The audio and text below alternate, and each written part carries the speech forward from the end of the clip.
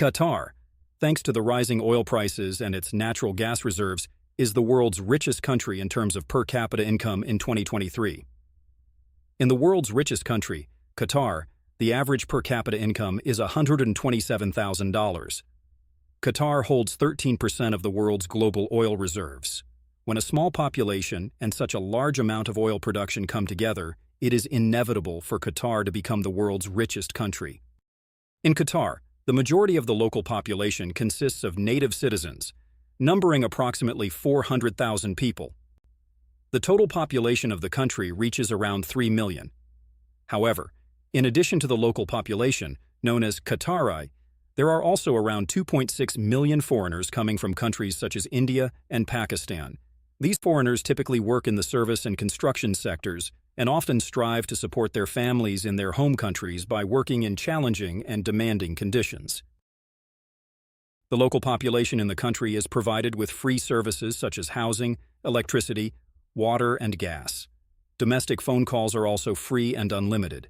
There are no indirect taxes on consumer goods, and many businesses are exempt from taxes. The only taxable sector in the country is the hotel industry. Although the complete depletion of oil is predicted within the next 30 years in this country with rich oil and natural gas reserves, Qatar is among the top 3 countries in the world in terms of natural gas reserves. The demographic structure as well as the wealth has deeply influenced Qatar's culinary culture. You can find all kinds of dishes, from Middle Eastern flavors to Italian, Turkish, Mediterranean, and Chinese cuisine throughout the country.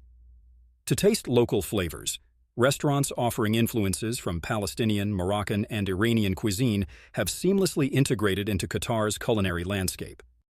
In Qatar, chosen as the safest country in the world to live, great importance is placed on personal and property safety. Similarly, in Qatar, considered the most peaceful region in the Middle East, if you forget your bag or an item in a park, it will remain in place until you remember and return, or someone brings it to you and hands it over. Some houses do not have locks on the doors, and some vehicle doors are not locked at night. When you hit the traffic in Qatar, you can see many different models of luxury cars. Since a large part of the country is very wealthy, this situation is considered quite normal. However, the brand you'll encounter most in traffic is Toyota. If we assume that much of Qatar is desert, we can also understand why Toyota off-road vehicles are heavily utilized. Additionally, let's remember that even the public service vehicles used for very simple tasks in this country are luxury cars. The 2022 FIFA World Cup tournament was held in Qatar.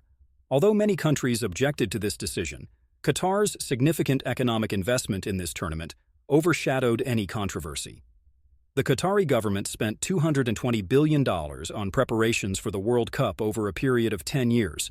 Among these expenditures were the construction of 7 new stadiums worth $10 billion and the construction of a metro line costing $36 billion. The Qatari government spent approximately $1 billion solely for the security of this tournament. The fact that the total expenditure for the World Cup, held in Russia in 2018, was only $10 billion highlights the magnitude of the budget allocated by Qatar for this tournament. It is the 12th largest investor in the world. Qatar strengthens its economic power by investing in major companies in major countries.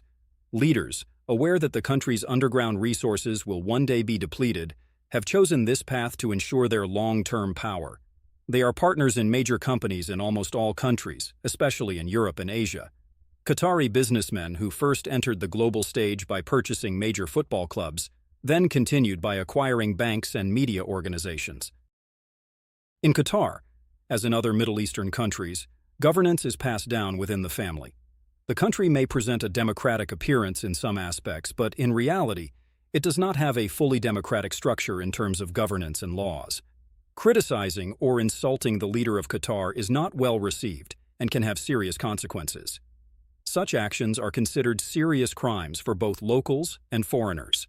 This situation is a defining feature of the political and social atmosphere in the country and indicates that freedom of expression is limited.